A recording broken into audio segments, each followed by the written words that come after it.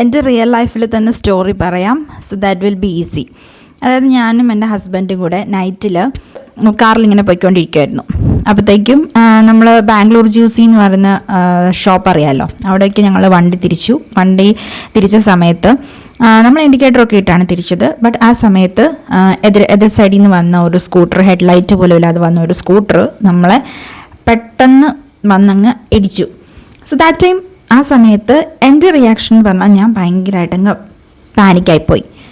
But എൻ്റെ husband suddenly ആ situation എങ്ങനെ ഹാൻഡിൽ ചെയ്യണമെന്ന് പുള്ളിക്കറിയാം. പുള്ളി ഇറങ്ങി ആ മനുഷ്യനെ എന്തെങ്കിലും പറ്റുക നോക്കി. അതാണ് ഒരു സിറ്റുവേഷൻ ഉണ്ടാകുമ്പം രണ്ടുപേരും രണ്ട് രീതിയിലായിരിക്കും അത് റിയാക്ട് ചെയ്യുന്നത്. ഇപ്പം നമ്മുടെ ജീവിതത്തിൽ മാറ്റുന്ന സിറ്റുവേഷൻസ് ആണോ? അല്ല, നമ്മുടെ ലൈഫിനോട് ഉള്ള നമ്മുടെ ആറ്റിറ്റ്യൂഡാണ്. അതുകൊണ്ട് ഇന്ന് നമ്മൾ സംസാരിക്കാൻ പോകുന്നത് വാട്ട് ഈസ് ആറ്റിറ്റ്യൂഡ്. ഈ വീഡിയോ അവസാനം വരെ നിങ്ങൾ സ്കിപ്പ് ചെയ്യാതെ കേൾക്കുക. കാരണം നമുക്കെല്ലാവർക്കും ഒരു ചെറിയ ആറ്റിറ്റ്യൂഡ് പോലും നമ്മുടെ ജീവിതത്തിൽ വലിയ മാറ്റങ്ങൾ ഉണ്ടാക്കാം. Hello everyone, once again welcome back to my YouTube channel pages by GB. നമ്മുടെ എല്ലാവരുടെ ലൈഫിൽ ചില ആളുകളെ കണ്ടു കഴിഞ്ഞാൽ നമുക്കൊരു പോസിറ്റീവ് എനർജി ഫീൽ ചെയ്യും അല്ലേ? അവരെ കണ്ടു കഴിഞ്ഞാൽ നമുക്ക് തോന്നും ഇവർക്ക് എന്തോ ഒരു പ്രത്യേകതയുണ്ട്. ആണോ? ഞാൻ പറഞ്ഞത് ശരിയല്ലേ? അതെ.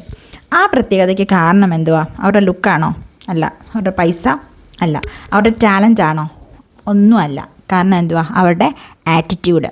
അപ്പം ഓരോ സിറ്റുവേഷൻസിൽ രണ്ട് വ്യക്തികൾ കംപ്ലീറ്റ് ആയിട്ട് റിയാക്ട് ചെയ്യുന്നത് രണ്ട് രീതിയിലായിരിക്കും അല്ലേ?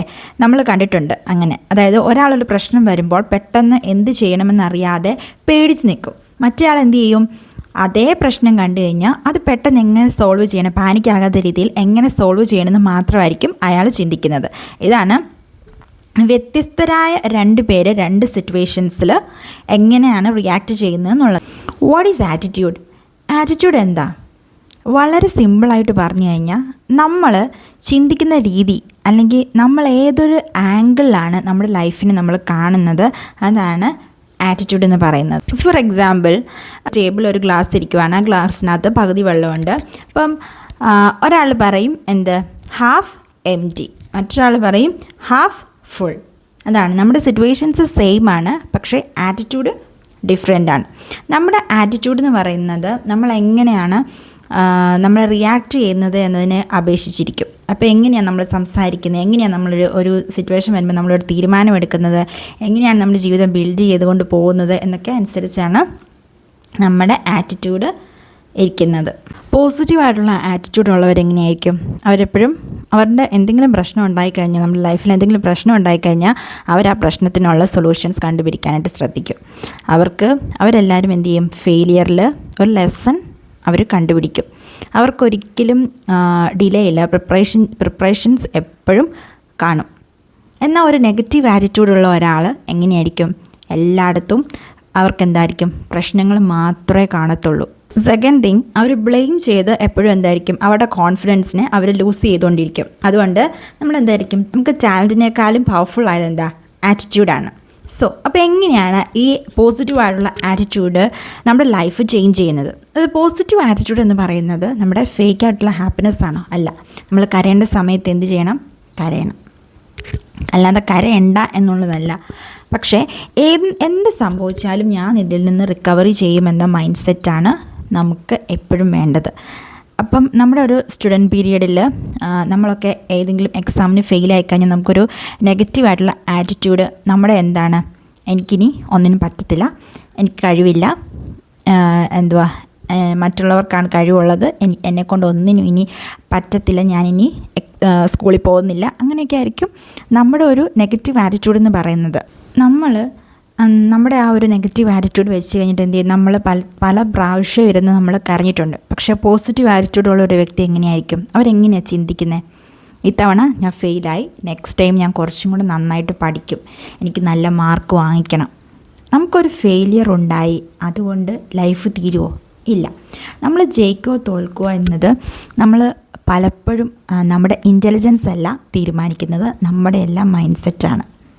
ഇനി നമുക്ക് നെഗറ്റീവ് ആറ്റിറ്റ്യൂഡ് നമ്മൾ എങ്ങനെയാണ് നശിപ്പിക്കുന്നത് എന്ന് പറഞ്ഞുതരാം. നെഗറ്റീവായിട്ടുള്ള മൈൻഡ് സെറ്റ് നമ്മളെ ഡിസ്ട്രോയ് ചെയ്യുക ചെയ്യുന്നത്, അതായത് നശിപ്പിക്കും. അത് നമ്മൾ പലരും പറയാറുന്ന കാര്യമാണ്, എനിക്ക് ലക്കില്ല, മറ്റുള്ളവർക്കെല്ലാം ഈസി ആയിട്ട് നടക്കുന്നുണ്ട്, എനിക്കൊന്നിനും പറ്റുന്നില്ല.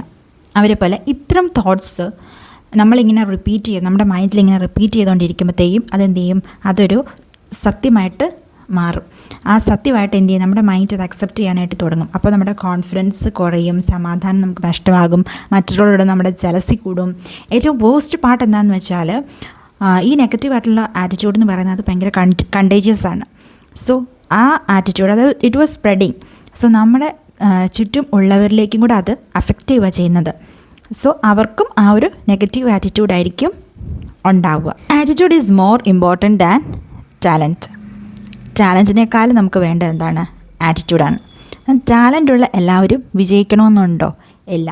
പക്ഷേ റൈറ്റ് ആയിട്ടുള്ള ആറ്റിറ്റ്യൂഡ് ഉള്ളവർ വളരാനായിട്ട് ചാൻസസ് ഭയങ്കര കൂടുതലായിരിക്കും. കാരണം നമുക്ക് ടാലൻ്റാണ് നമ്മളെ ഒരു കാര്യം സ്റ്റാർട്ട് ചെയ്യാനായിട്ട് നമ്മളെ സഹായിക്കുന്നത്. എന്നാൽ നമ്മുടെ ആറ്റിറ്റ്യൂഡ് എന്ന് പറയുന്നത് അത് കണ്ടിന്യൂ ചെയ്ത് പോകാനായിട്ടാണ് നമ്മളെ സഹായിക്കുന്നത്. അപ്പം ഈ ഹാർഡ് വർക്കിംഗ് ആറ്റിറ്റ്യൂഡായിട്ടുള്ള ഒരാൾക്ക് എന്ത് ചെയ്യും, അവർ സ്ലോലി ആയാലും അവർ ലക്ഷ്യസ്ഥാനത്തേക്ക് എത്തും, അതായത് മുൻപോട്ടേക്ക് പോകും. പക്ഷേ ലേസി ആറ്റിറ്റ്യൂഡുള്ള ഒരു ടാലൻ്റുള്ള ഒരാളാണ് എങ്കിൽ അയാൾ എന്ത് ചെയ്തും ലൈഫിൽ സ്റ്റക്കായി പോകും. അപ്പം ലൈഫിൽ വളരെ ഇമ്പോർട്ടൻ്റ് ആയിട്ടുള്ള ഒന്നാണ് കൺസിസ്റ്റൻസി. എനിക്ക് ചെയ്യാം, അല്ലെങ്കിൽ ഞാനത് ചെയ്തെടുക്കും, എനിക്ക് ലക്ഷ്യസ്ഥാനത്തെത്താൻ സാധിക്കും, ഇങ്ങനെയുള്ള ഒരു വിശ്വാസമുണ്ടെങ്കിൽ നമുക്ക് നടക്കില്ല എന്ന് കരുതി നമ്മൾ വിശ്വസിച്ചിരിക്കുന്ന കാര്യങ്ങൾ പോലും നമുക്ക് നേടിയെടുക്കാനായിട്ട് നമുക്ക് സാധിക്കും. ഇനി പ്രോബ്ലംസിനെ എങ്ങനെയാണ് നമ്മൾ കാണേണ്ടത്? നമ്മുടെ ലൈഫിൽ ഉണ്ടാകുന്ന പ്രോബ്ലംസ് നമുക്കൊരിക്കലും ഒഴിവാക്കാനായിട്ട് പറ്റുന്ന ഒന്നല്ല. അപ്പോൾ നമ്മൾ അതിനെ എന്ത് ചെയ്യണം, നമ്മൾ ഫേസ് ചെയ്ത് പോകുക എന്നുള്ളൊരു ഓപ്ഷൻ മാത്രമേ ഉള്ളൂ. പക്ഷെ നമ്മുടെ ആറ്റിറ്റ്യൂഡാണ് അത് ഡിസൈഡ് ചെയ്യുന്നത് ആ പ്രോബ്ലം നമ്മളെ തകർക്കുകയോ സ്ട്രോങ്ങർ ആക്കുകയോ എന്നുള്ളത്. അപ്പം നമ്മുടെ എല്ലാവരുടെയും ലൈഫിലുണ്ടാകുന്ന ബുദ്ധിമുട്ടുകൾ നമ്മളെ പഠിപ്പിക്കുക, ട്രെയിൻ ചെയ്യുക ചെയ്യുന്നത് എങ്ങനെ അത് ഫേസ് ചെയ്യണം എന്നുള്ളത്. So every cycle teaches us how to become strong, patience, strength and maturity. ഇത്രയും കാര്യങ്ങൾ നമ്മളെ പഠിപ്പിക്കും. ഇനി ഗുഡ് ആറ്റിറ്റ്യൂഡ് റിലേഷൻഷിപ്പ് എങ്ങനെയാണ് ഇമ്പ്രൂവ് ചെയ്യുന്നതെന്ന് പറഞ്ഞുതരാം. ആറ്റിറ്റ്യൂഡ് എന്നത് നമ്മുടെ കരിയർ മാത്രമാണോ? അല്ല, നമ്മുടെ റിലേഷൻഷിപ്പിനെയും അത് അഫക്റ്റ് ചെയ്യുന്ന ഒന്നാണ്. നമ്മൾ റെസ്പെക്റ്റ്ഫുൾ ആയിട്ടുള്ള ഒരു ആറ്റിറ്റ്യൂഡുള്ള ആളുകളെ എല്ലാവർക്കും പെട്ടെന്ന് ഇഷ്ടപ്പെടും. അതായത് കുറച്ച് വേർഡ്സ് പറയുക, നന്ദി പറയുക, താങ്ക്സ് ഗിവിങ്, ദെൻ അപ്രിഷ്യേറ്റിംഗ്, മറ്റുള്ളവരെ അപ്രിഷ്യേറ്റ് ചെയ്യുക, എപ്പോഴും നമ്മൾ ഹാപ്പി ആയിട്ട് ചിരിച്ചുകൊണ്ട് നടക്കുക, പ്ലസൻറ്റ് ഫേസ് ആയിരിക്കണം, ഈഗോ പാടില്ല. ഇതൊക്കെ ഉണ്ടെങ്കിൽ വളരെ ചെറിയ കാര്യങ്ങളായിട്ട് നമുക്ക് തോന്നും. എന്നാൽ മറ്റുള്ളവർ നമ്മളെ വിലയിരുത്തുന്നത് ഈ ചെറിയ കാര്യങ്ങൾ കൊണ്ടാണ്. എന്നാൽ ബാഡ് ആറ്റിറ്റ്യൂഡുള്ള ആൾക്കാരാണെങ്കിൽ എപ്പോഴും ദേ ഡോണ്ട് ഹാവ് ഫ്രണ്ട്സ്, അവർക്ക് ഫ്രണ്ട്സ് ഉണ്ടാവില്ല, അവരിലേക്കുള്ള വിശ്വാസം കുറയും, അവരെപ്പോഴും ലോൺലി ആയിട്ട് നടക്കും, അവർക്ക് കൂട്ടില്ലാത്തതുകൊണ്ട് അവരെപ്പോഴും ലോൺലി ആയിട്ട് ഇരിക്കാനും അങ്ങനെയൊക്കെ ആയിരിക്കും അവർക്ക് ഇഷ്ടപ്പെടുന്നത്. ഇനി ആറ്റിറ്റ്യൂഡ് നമുക്ക് എങ്ങനെ ചേഞ്ച് ചെയ്യാനായിട്ട് സാധിക്കും? പോയിൻ്റ് നമ്പർ 1 എന്ന് പറഞ്ഞാൽ നമുക്കൊരു പോസിറ്റീവായിട്ടുള്ള സെൽഫ് ടോക്ക് പ്രാക്ടീസ് ചെയ്യാം. അതായത് എനിക്ക് പറ്റില്ല എന്ന് പറയുന്നത് നമ്മൾ സ്റ്റോപ്പ് ചെയ്യുക. അതിന് പകരം ഞാൻ ഇമ്പ്രൂവ് ചെയ്യും, എന്നെക്കൊണ്ട് പറ്റും, ഇങ്ങനെയൊന്ന് മാറ്റി പറഞ്ഞ് ഒന്ന് ട്രൈ ചെയ്ത് നോക്കുക. സെക്കൻഡ് പോയിൻ്റ് എന്ന് പറഞ്ഞാൽ നമുക്കുള്ള നെഗറ്റീവ് ആളുകൾ ഇതിന്ന് കൂടുതൽ അകലം പാലിക്കാനായിട്ട് നമ്മൾ ശ്രദ്ധിക്കുക. അത് കോൺസ്റ്റൻ്റായിട്ട് നെഗറ്റിവിറ്റി കേട്ട് എന്താണ് നമ്മുടെ മൈൻഡ് വീക്കായിട്ട് പോവുക. അപ്പം അതുകൊണ്ട് കഴിവതും എന്ത് ചെയ്യണം, അങ്ങനെയുള്ള ആളുകളിൽ നിന്ന് നമ്മൾ ഒഴിഞ്ഞു മാറാനായിട്ട് ശ്രദ്ധിക്കുക. നമുക്ക് തേർഡ് പോയിൻ്റ് എന്ന് പറഞ്ഞാൽ ഗ്രാറ്റിറ്റ്യൂഡ് പ്രാക്ടീസ് ചെയ്യുക. അതായത് ഇപ്പോൾ നമുക്ക് ഓൾറെഡി ഉള്ള ബ്ലെസ്സിങ്സിനെ നമ്മൾ അപ്രീഷിയേറ്റ് ചെയ്തുകൊണ്ടേ ഇരിക്കുക. നമുക്കിപ്പോൾ ഒരു നമ്മൾ സ്വയമായിട്ട് താങ്ക്സ് ഗിവിങ് ഒക്കെ കൊടുക്കുക. എപ്പോഴും നീ ഇങ്ങനെ ചെയ്തല്ലോ, ഓക്കെ, വെൽ ഡൺ എന്ന് പറഞ്ഞ് നമ്മളെ തന്നെ ഒന്ന് അപ്രീഷിയേറ്റ് ചെയ്യാനായിട്ട് എപ്പോഴും ശ്രദ്ധിക്കുക. ഫോർത്ത് പോയിൻ്റ് ഈസ് നമുക്ക് ഉണ്ടാകുന്ന ഫെയിലിയേഴ്സിനെ എല്ലാം എന്ത് ചെയ്യണം, നമ്മൾ അക്സെപ്റ്റ് ചെയ്യണം. ഓക്കെ, നമുക്ക് തോൽവികളില്ലാത്ത മനുഷ്യരുണ്ടോ? ഇല്ല. അതുകൊണ്ട് നമ്മൾ തോൽവികളെ അക്സെപ്റ്റ് ചെയ്യാനായിട്ട് പഠിക്കുക. അപ്പം വിജയത്തെ വേണം നമ്മളെപ്പോഴും മുന്നിൽ കാണാനായിട്ട്. ക്ലിയർ? നെക്സ്റ്റ് ഫിഫ്ത്ത് പോയിൻ്റ് എന്ന് പറഞ്ഞാൽ നമ്മൾ ഡെയിലി എന്ത് ചെയ്യണം, നമ്മുടെ മൈൻഡ് ഹാപ്പി ആക്കാൻ പറ്റുന്ന ആക്ടിവിറ്റീസ് ചെയ്തുകൊണ്ടേ ഇരിക്കുക. ഡെയിലി പ്രാക്ടീസ് ചെയ്യുക ഇത്. അതായത് നമുക്കിപ്പം ബുക്സ് വായിക്കാൻ പറ്റുന്നവരാണെങ്കിൽ അത് വായിക്കുക. അതായത് ഏത് തരം ബുക്സ് വേണമെങ്കിലും ആകാം.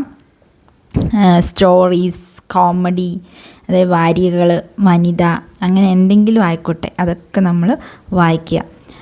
ഡെയിലി നമുക്കിപ്പം ഒരു പേജ് വായിക്കാൻ പറ്റുകയുള്ളെങ്കിൽ ദാറ്റ്സ് ഇനഫ്. നെക്സ്റ്റ് എന്ന് പറയുന്നത് മോട്ടിവേഷണൽ വീഡിയോസ് കാണുക. അതായത് യൂട്യൂബിൽ വരുന്ന മോട്ടിവേഷൻ വീഡിയോസ് കാണാം. നെക്സ്റ്റ് വൺ എന്ന് പറയുന്നത് നമുക്ക് അതായത് മോർണിംഗ് നമുക്ക് രാവിലെ തന്നെ നേരത്തെ എഴുന്നേൽക്കുക, അങ്ങനെ ഒരു ശീലം നമുക്ക് ഉണ്ടാക്കിയെടുക്കുക. ബിക്കോസ് അത് ഭയങ്കര കാമായിട്ടുള്ളൊരു ടൈമാണ്. അപ്പം എന്താ പറയുന്നത്, അപ്പം നമുക്ക് സ്പിരിച്വലായിട്ടുള്ള കാര്യങ്ങൾ ചെയ്യാനായിട്ട് പ്രയറൊക്കെ നടത്താനായിട്ട് പറ്റും. അതുപോലെ യോഗ ചെയ്യുന്നവരാണ് അത് ചെയ്യുക, എക്സസൈസസ് ആൻഡ് മെഡിറ്റേഷൻസ് അങ്ങനെയുള്ള കാര്യങ്ങളൊക്കെ ചെയ്യാനായിട്ട് പറ്റിയ അവസരമാണ് ഏർലി മോർണിംഗ് എന്ന് പറയുന്നത്. കാരണം അത് ഭയങ്കര കാമാണ്, റിലാക്സ്ഡ് ആണ്, എന്ത് നമുക്ക് ചെയ്യാം, നമ്മുടെ മൈൻഡ് ഭയങ്കര ഫ്രഷ് ആയിട്ടിരിക്കുക എന്ന ടൈമാണത്. ആറ്റിറ്റ്യൂഡ് എന്ന് പറയുന്നത് നമ്മൾ ഡെയിലി പ്രാക്ടീസ് ചെയ്യേണ്ട ഒന്നാണ്. അപ്പം നമ്മളത് കണ്ടിന്യൂ ചെയ്ത് പ്രാക്ടീസ് ചെയ്യുക. അപ്പോൾ നമുക്കൊരിക്കലും എപ്പോഴും ഒരു പെർഫെക്റ്റ് പേഴ്സണായിട്ട് ഇരിക്കാനായിട്ട് ഒരിക്കലും പറ്റത്തില്ല. We all have our own emotions. പക്ഷെ നമുക്ക് ചെയ്യാൻ പറ്റുന്ന നല്ല ഒരു കാര്യം എന്ന് പറയുന്നത് നല്ല ഒരു ആറ്റിറ്റ്യൂഡ് ബിൽഡപ്പ് ചെയ്തെടുക്കുക എന്നുള്ളതാണ്. അങ്ങനെയാണെങ്കിൽ നമുക്ക് ഇൻപെർഫെക്റ്റ് ആയിട്ടുള്ള ലൈഫ് പോലും കൂടെ ബ്യൂട്ടിഫുൾ ആക്കാനായിട്ട് പറ്റും. നമ്മളെപ്പോഴും ഓർക്കേണ്ട ഒരു കാര്യം, നമ്മുടെ ഫ്യൂച്ചർ തീരുമാനിക്കുന്നത് സർക്കംസ്റ്റാൻസസ് അല്ല. ഈ സർക്കംസ്റ്റാൻസസിനെ നമ്മൾ എങ്ങനെയാണ് കൈകാര്യം ചെയ്യുന്നത് എന്നതിനെ ആശ്രയിച്ചിരിക്കും. നമ്മുടെ ആറ്റിറ്റ്യൂഡ് ചേഞ്ച് ചെയ്യുമ്പോൾ അതോടൊപ്പം തന്നെ എന്താണ്, നമ്മുടെ തോട്ട്സ്, ആക്ഷൻസ്, ഹാബിറ്റ്സ്, നമ്മുടെ ലൈഫ് അതൊക്കെ എന്ത് ചെയ്യും, ചേഞ്ച് ചെയ്യും. അതുകൊണ്ട് ഇന്ന് മുതൽ ടുഡേ ഓൺവേർഡ്സ് എന്ത് തന്നെ സംഭവിച്ചാലും വാട്ട് എവർ ഹാപ്പൻസ് ഞാനൊരു പോസിറ്റീവായിട്ട് തന്നെ മുന്നോട്ട് പോകും. നമ്മുടെ ആറ്റിറ്റ്യൂഡാണ് തീരുമാനിക്കുന്നത് നമ്മൾ എങ്ങനെ ആവണമെന്നുള്ളത്. So thank you for watching this video. Stay tune for next. Thank U.